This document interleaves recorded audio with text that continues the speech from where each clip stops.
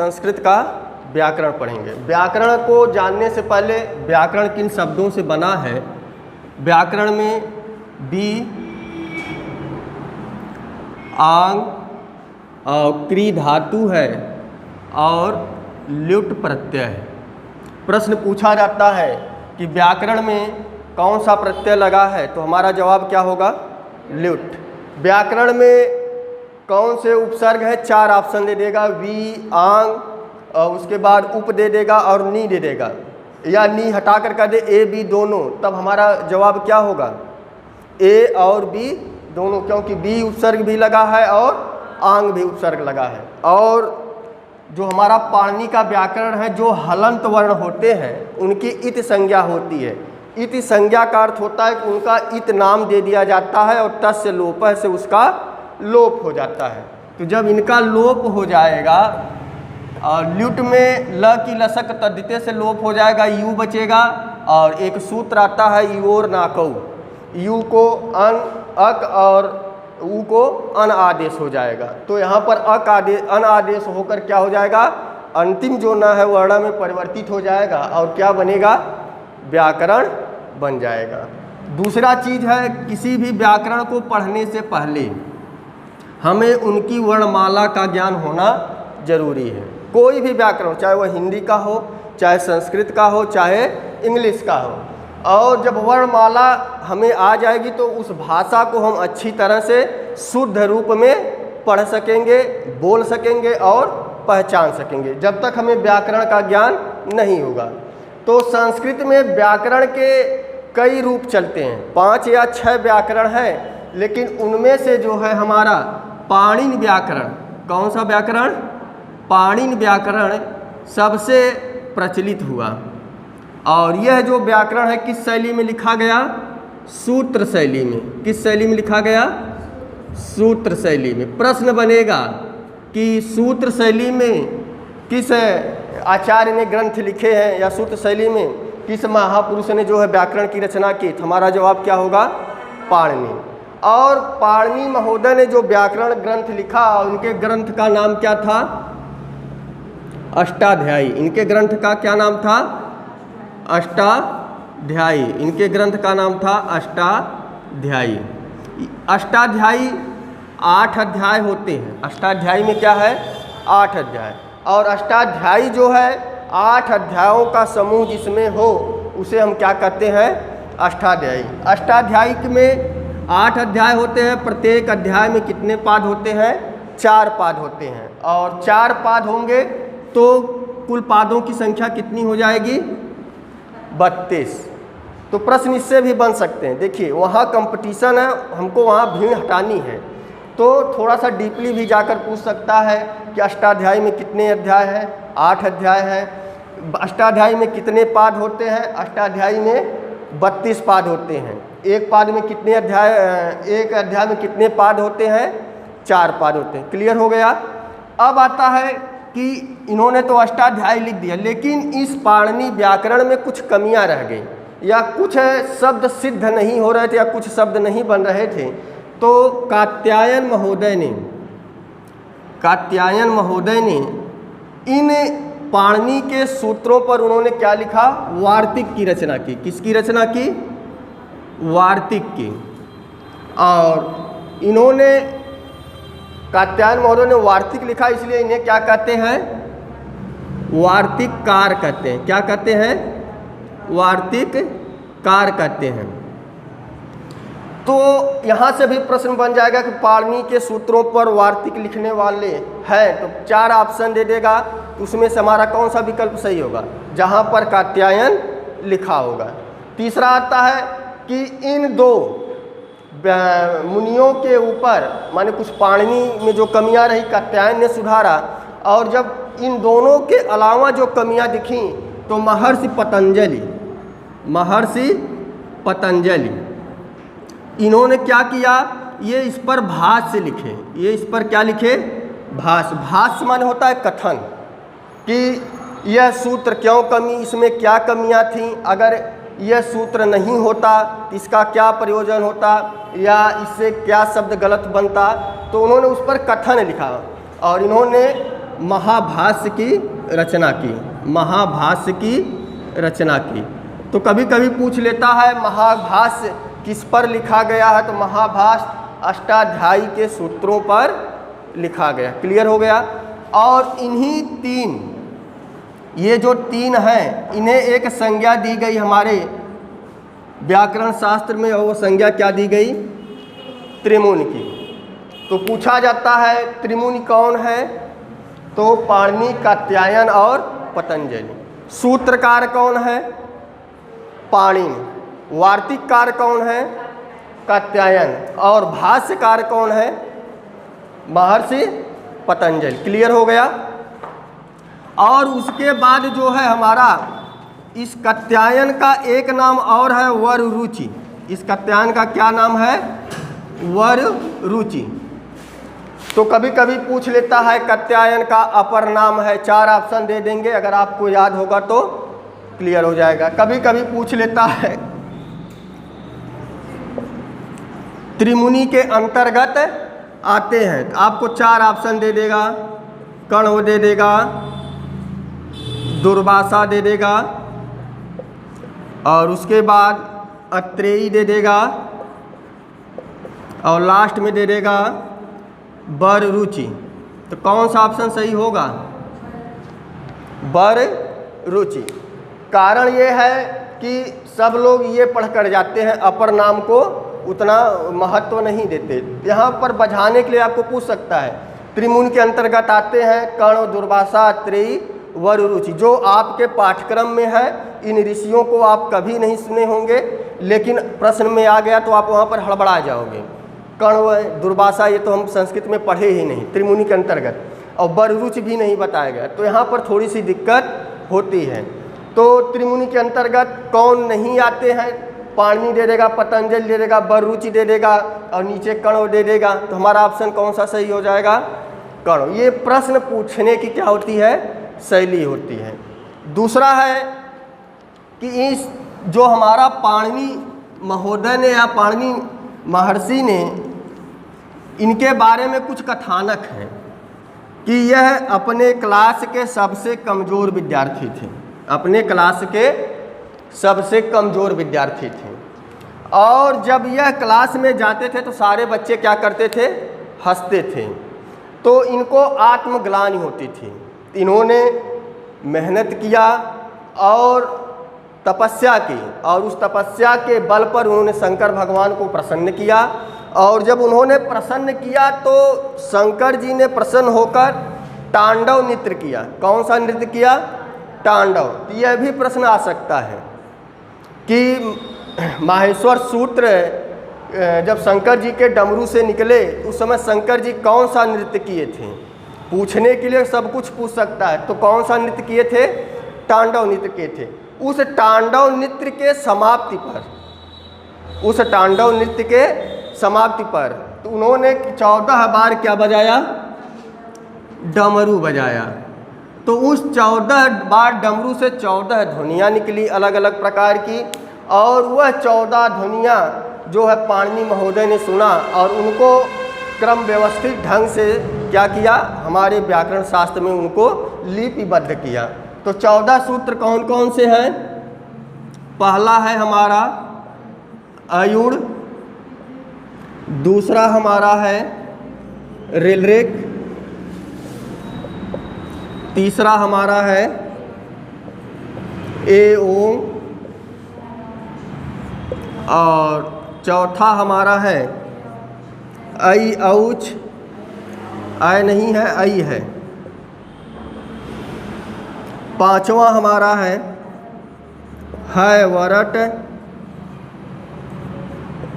छठा हमारा है वरट के बाद लड़ होगा, सातवां हमारा है य म ङ ड़ न यमंगनम, और आठवां हमारा है झभय, नौवां हमारा है घड़, सूत्र याद करिए, घड़ धस, 10वां हमारा है ज ब ग ड द स। 11वां हमारा है ख फ छ ठ थ च ट त व। 12वां हमारा है कपय। और 13वां हमारा है सक्षर स श स। और अंतिम हमारा है हल। तो इन्होंने 14 सूत्रों की रचना की। अब इससे प्रश्न भी बनते हैं कि माहेश्वर सूत्र की संख्या कितनी है? 14 है। अंतिम में जो हलंत वर्ण दिखाई पड़ रहे हैं ण क ङ च, तो ये 14 हलंत वर्ण हैं। तो प्रश्न बनेगा माहेश्वर सूत्र में इत संज्ञक वर्ण कितने हैं? 14 हैं। एक प्रश्न और बनेगा माहेश्वर सूत्र में ऐसा कौन सा वर्ण है जो 2 बार आया है? ह। एक प्रकार का और प्रश्न बनेगा माहेश्वर सूत्र में ऐसे कौन से इत संज्ञक वर्ण हैं जो 2 बार आए हैं? तो एक ण है, एक यहाँ ण दिखाई देता है और एक यहाँ। तो काफ़ी बच्चे यहाँ पर गलती कर देते हैं, प्रश्न पूरा पढ़े नहीं। इत संज्ञक वर्ण अगर प्रश्न में होगा कि ऐसा कौन सा इत संज्ञक वर्ण है जो माहेश्वर सूत्र में 2 बार आया, सब लोग अधिकतर क्या करते हैं 95% तक ह लगा देते हैं। जो ऊपरी पढ़ते हैं तो वह क्या करेंगे? ह लगा देंगे। एक हल का ह ले लेंगे, एक है वरट का ह ले लेंगे। लेकिन यहाँ पर क्या है? इत संज्ञक पूछा, माने किसकी इत संज्ञा हुई। थोड़ा वर्ण ऐसा है जो माहेश्वर सूत्र में 2 बार आया है और दोनों जगह हुआ क्या है? इत संज्ञक है। क्लियर हो गया? माहेश्वर सूत्र के प्रथम 4 सूत्रों में कहे गए हैं, क्या कहे गए हैं? माहेश्वर सूत्र के प्रथम 4 सूत्रों में कहे गए हैं। ये प्रश्न का प्रारूप है, किस प्रकार से घुमा घुमा के पूछेगा। 1 2 3 4, तो क्या कहे गए हैं? स्वर कहे गए हैं। माहेश्वर सूत्र के अनुसार या संस्कृत व्याकरण के अनुसार स्वर की संख्या कितनी है? स्वर की संख्या 9 है, याद करो। स्वर की संख्या कितनी है? 9 है। माहेश्वर सूत्र के अनुसार व्यंजन की संख्या कितनी है? 33। व्यंजन की संख्या कितनी है? 33। आप यहाँ से गिनेंगे तो 34 आएगा, लेकिन यह ह 2 बार प्रयोग हुआ तो इनकी गणना 1 बार करनी है। प्रश्न उठता है हम किस ह की गणना करें, तो हम इस ह की गणना करें, इस ह की गणना न करें। क्लियर हो गया? तो यह इस प्रकार से प्रश्न बनेंगे।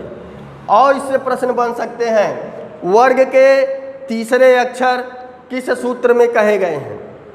वर्ग के तीसरे अक्षर किस सूत्र में कहे गए हैं? सूत्र संख्या 10 और प्रत्याहार बनाएंगे तो क्या बन जाएगा? जस। प्रत्याहार बन जाएगा तो क्या हो जाएगा? जस। प्रश्न बनेगा कि जस प्रत्याहार के अंतर्गत वर्ग के कौन से अक्षर आते हैं? जस प्रत्याहार के अंतर्गत वर्ग के तीसरे वर्ण आते हैं। क्लियर हो गया? इसी प्रकार से पूछ सकता है कि यहाँ पर अल के अंतर्गत कितने वर्ण आते हैं? अल प्रत्याहार के अंतर्गत कितने वर्ण आते हैं? अल प्रत्याहार के अंतर्गत अयु से उठाएंगे और ह के ल तक जाएंगे तो कितना हो जाएगा?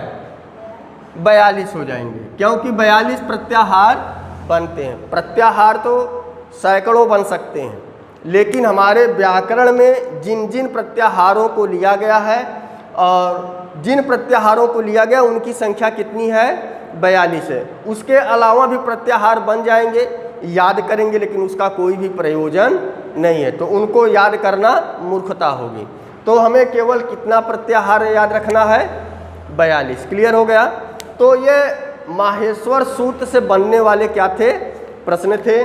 तो माहेश्वर सूत्र में कितने सूत्रों में व्यंजनों की चर्चा की गई है? माहेश्वर सूत्र में कितने सूत्रों में व्यंजनों की चर्चा की गई है? तो हमारा जवाब क्या होगा? 4 निकल गए तो कितना बचा? 10 सूत्रों में व्यंजनों की चर्चा की गई है। क्लियर हो गया? स्वर का अपर नाम क्या है? स्वर का अपर नाम क्या है? स्वर का अपर नाम क्या है? अच है। अ से उठाएंगे ए औज के च तक जाएंगे, संपूर्ण स्वर आ जाते हैं। इसीलिए हिंदी भाषा में स्वर और संस्कृत में अच करते हैं। क्लियर हो गया। दूसरा है कि हल जो है, हल के अंतर्गत क्या आते हैं? संपूर्ण व्यंजन। व्यंजन भी लिख देगा या संपूर्ण व्यंजन लिख देगा। तो यहाँ पर कोई घबराने की जरूरत नहीं है, संपूर्ण लिख दिया माने संपूर्ण माने अब क्या हो जाएगा। क्लियर हो गया। अब आते हैं थोड़ा सा हम स्वर की चर्चा कर लें। स्वर की परिभाषा होती है स्वयं राजन्ते इति स्वरा। स्वयं माने क्या होता है?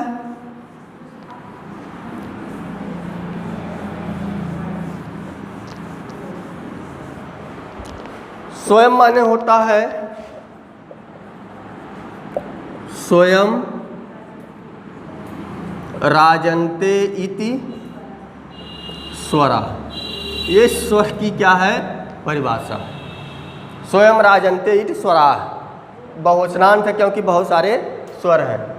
स्वयं माने होता है जो अपने में, राजन्ते माने हो, राजन्ते माने हो या विद्यमान, जो अपने से उच्चारित हो जाए, जो अपने से उच्चारित हो जाए उसे क्या कहते हैं? स्वर कहते हैं। स्वर कितने हैं? स्वर कितने हैं? 9 हैं।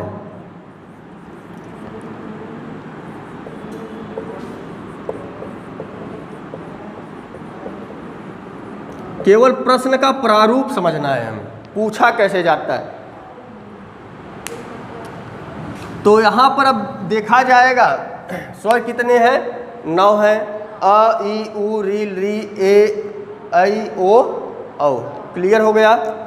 अब यहाँ पर कभी कभी प्रश्न पूछ देता है हिंदी में, ऐसा कौन सा स्वर है कि जो संस्कृत में ज़्यादा है? ऐसा कौन सा स्वर है जो संस्कृत में ज़्यादा है? वह कौन सा स्वर है? रे। हिंदी के प्रश्न में आएगा। क्लियर हो गया। या संस्कृत में पूछ देगा ऐसा कौन सा स्वर है जो संस्कृत में स्वर हिंदी में स्वर नहीं है? तो ली क्या है? हिंदी में स्वर नहीं है। क्लियर हो गया। अब यहाँ पर पूछा जाता है कि कुछ लोगों को ये दिक्कत होती है कि अ है तो गुरुजी आ भूल गए क्या? अ है आ भूल गए क्या? तो यहाँ पर है कि जो यह अ है इसी में आ भी है, यह जो ई है इसी में ई है। सपोज दैट जैसे एक छोटा बच्चा है और उसका नाम क्या है? पप्पू है। उसका नाम क्या है? उसका नाम पप्पू है। क्लियर हो गया। जब यह छोटा था तब भी पप्पू है, जब यह 18 साल का होगा तब भी पप्पू कहलाएगा, जब यह 62 साल का होगा तब भी यह पप्पू कहलाएगा। उसी तरह वर्ण भी है, जब यह बड़े होंगे तो क्या कहलाएंगे? आ कहलाएंगे। क्लियर हो गया। उसी तरह यह क्या हो जाएगा? ई हो जाएगा। क्या बदल जाएगा? क्या पप्पू। उसी तरह हमारा ऊ है और री का जो है क्या होता है? री का दीर्घ भेद होता है, री का इसका दीर्घ नहीं होता, इसका दीर्घ नहीं होता। क्लियर हो गया। ए ओ ऐ औ का ह्रस्व नहीं होता। क्लियर है। तो यहाँ पर समझ में आ गया। अ से किसका भी बोध होगा? आ का भी होगा और एक आ इसका भी बोध होगा। क्लियर हो गया। यह क्या है? प्लुत है। प्लुत का प्रयोग कहाँ होता है? प्लुत का प्रयोग कहाँ होता है? प्रश्न बन सकता है कि प्लुत का प्रयोग कहाँ होगा? प्लुत का प्रयोग दूर बैठे व्यक्ति को बुलाने में और या संबोधन में। क्लियर हो गया। घर पर हम किसी को बुलाते हैं, नाम मान लो है सोनू, तो क्या बुलाओ? नाम है सोनू तो क्या बुलाओगी? नहीं, या तो हम संबोधन का चिन्ह लगाएंगे, या तो संबोधन का क्या करेंगे? चिन्ह लगाएंगे। तो क्या हो जाएगा? हे सोनू। क्लियर हो गया। संबोधन हटा दो तब क्या बुलाओगे? सोनू नहीं बुलाओगी, सोनुआ करके बुलाओगी। बुलाओगी ना? जो अंत में हम वाह करते हैं, हे अगर हे लगा दी चिन्ह तब तो यहाँ प्लुत नहीं हो, है प्लुत लेकिन नाम उनका शुद्ध निकलेगा। लेकिन केवल अगर सोनू को बुलाना हो तो नाम हमारा बिगड़ जाएगा, तब क्या हो जाएगा, सोनुआ हो जाएगा। जो ये लास्ट में आ घींचते हैं वही हमारा क्या कहलाता है, प्लुत कहलाता है। क्लियर हो गया। तो यह ह्रस्व दीर्घ और प्लुत के भेद थे। अब यहाँ पर एक बात और समझने लायक है, इसमें से भी कुछ मूल स्वर हैं, इसमें से भी कुछ मूल स्वर हैं। मूल स्वर कितने हैं, इन्हें क्या कहते हैं, इन्हें अच कहते हैं। क्लियर है। क्यों कहते हैं, क्योंकि अच के अंतर्गत संपूर्ण स्वर आते हैं, इन्हें अच कहते हैं। दूसरा है कि इसमें से मूल स्वर हैं, तो मूल स्वर कितने हैं, 5 हैं। मूल स्वर कितने हैं, 5 हैं। कौन कौन से, अ, ई, उ, री और री। उसके बाद संयुक्त स्वर पूछता है, संयुक्त स्वर कितने हैं, 4 हैं। संयुक्त स्वर कितने हैं, कौन कौन से हैं, ए, ऐ, ओ, औ। तो बना कैसे है, ये भी प्रश्न आता है कभी कभी। अ प्लस ई मिला तो क्या हो गया, ए हो गया। दूसरा है ए में अ मिला तो क्या हो गया, आई हो गया। ए में आई मिला तो क्या हो जाएगा, आई हो जाएगा। या तो इसको उलट के लिख लो, सब थोड़ा समझने में आसानी होगी। क्लियर हो गया। उसी तरह अ में उ मिला तो क्या हो जाएगा, ओ हो जाएगा। उसी तरह ओ में जो है अ मिलेगा तो क्या हो जाएगा, अ हो जाएगा। क्लियर है। तो आपने वृद्धि संधि का नियम पढ़ा होगा, याद है, 1 + 1। क में अ है कि नहीं, आगे ए है कि नहीं, तो जोड़ेंगे तो क्या बनेगा, अ और ए मिलकर क्या हो गए, आय हो गए। तो जब जोड़ेंगे तो नया रूप क्या बन जाएगा, एकाएक। यही चीज़। क्लियर हो गया। यही चीज़ है ना। आई की मात्रा कहाँ से आ गई, अ और ए किस में परिवर्तित हो गए, आई में परिवर्तित हो गए। तो आई की मात्रा क्या है, पाई के ऊपर डबल चोटी। क्लियर हो गया। उसी तरह औ का भी है, महा प्लस औषधि क्या बनता है, महौषधि। आ के बाद ओ आया तो क्या हो जाता है, औ हो जाता है। क्लियर हो गया। तो यह कभी कभी पूछ लेता है कि अ प्लस ए क्या होगा, अ प्लस ओ क्या होगा, औ होगा। अ प्लस ई क्या है, ए होगा। अ प्लस उ क्या होगा, ओ होगा। क्लियर है यहाँ तक। तो मूल स्वर कितने हैं, 5 हैं। संयुक्त स्वर कितने हैं, 4 हैं। और कौन कौन से हैं, ए, ऐ, ओ, औ। क्लियर हो गया यहाँ तक। अब हम आते हैं आगे। कभी कभी प्रश्न यहाँ से भी बन जाता है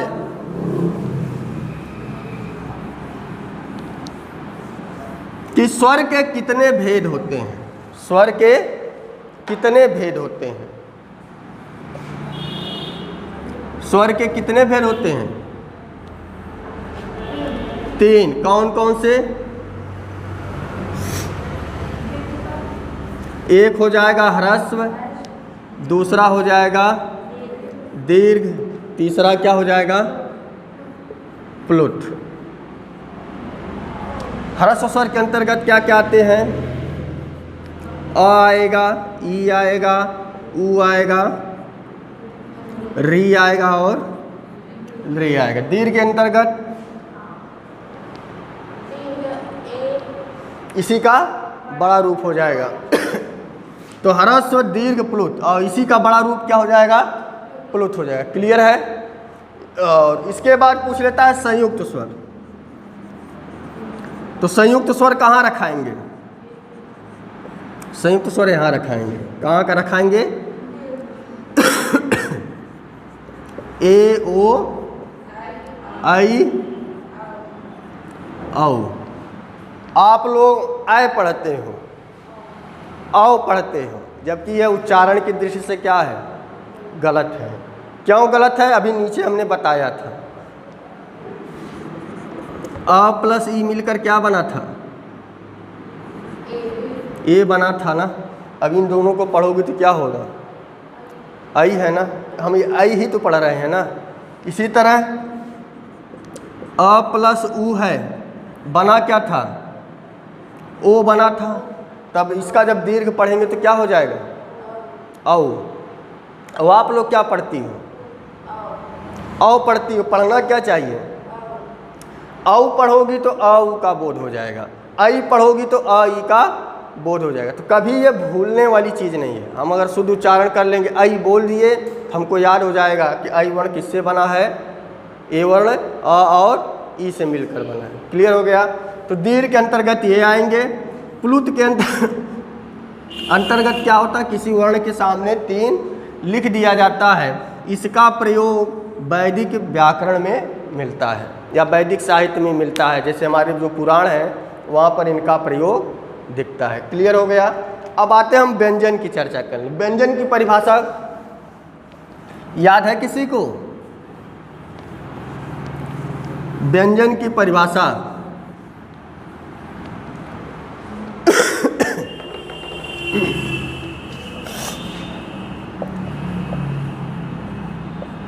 व्यंजन की परिभाषा साधारण सा है, जो स्वतंत्र रूप से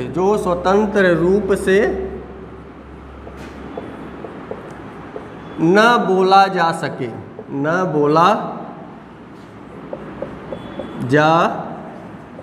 सके उसे क्या कहते हैं, व्यंजन कहते हैं। स्वर में क्या था, वह स्वतंत्र था, उसको उच्चारण करने में या उसको उच्चारित करने में कभी भी किसी वर्ण की सहायता नहीं पड़ती थी। जैसे अ दिया, ई दिया, उ दिया। हम अ का उच्चारण कर रहे हैं, ई उ। क्या अ को बोलने में की आवश्यकता पड़ रही है, क्या अ को बोलने में उ की आवश्यकता पड़ रही है, क्या उ को बोलने में अ की आवश्यकता पड़ रही है, नहीं। इसीलिए इन्हें क्या कहा गया, स्वयं राजन्ते इति स्वरा। क्लियर हो गया। अब आते हैं व्यंजन, जो स्वतंत्र रूप से न बोला जा सके। यह क है, क में अ न बोलो तो क्या कोई बोल सकता है।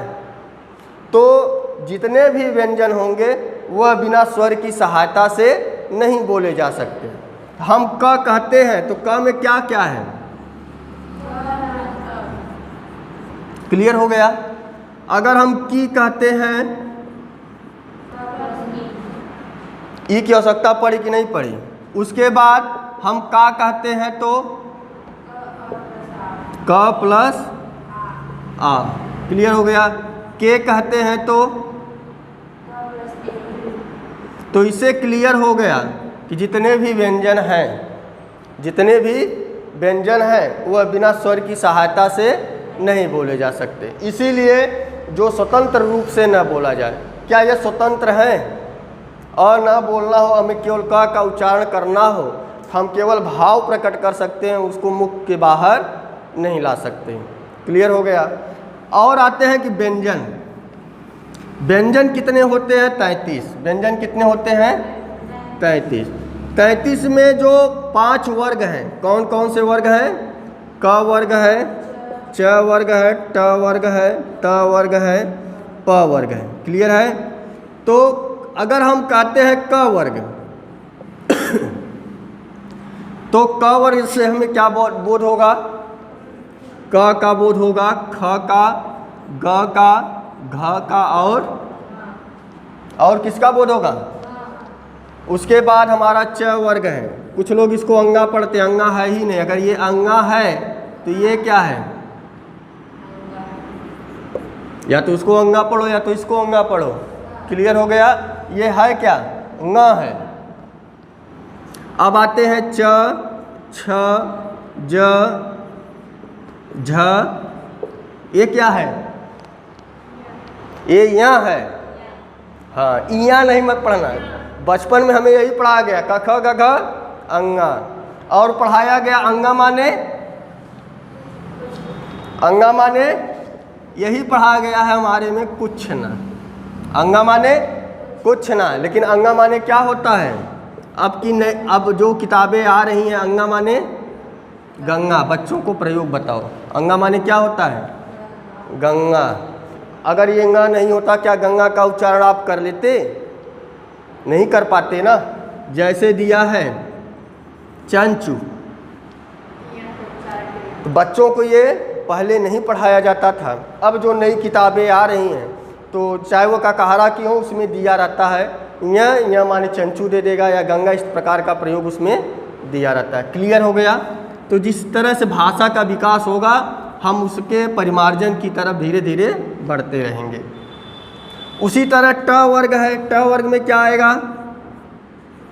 ट, ठ, ड, ढ, ड़। त वर्ग में त, थ, द, ध, न। उसके बाद प वर्ग में प, फ, ब, भ, म। क्लियर हो गया? इसके अलावा और भी व्यंजन हैं। जैसे अब और व्यंजन क्या है तो उनके भी नाम हैं।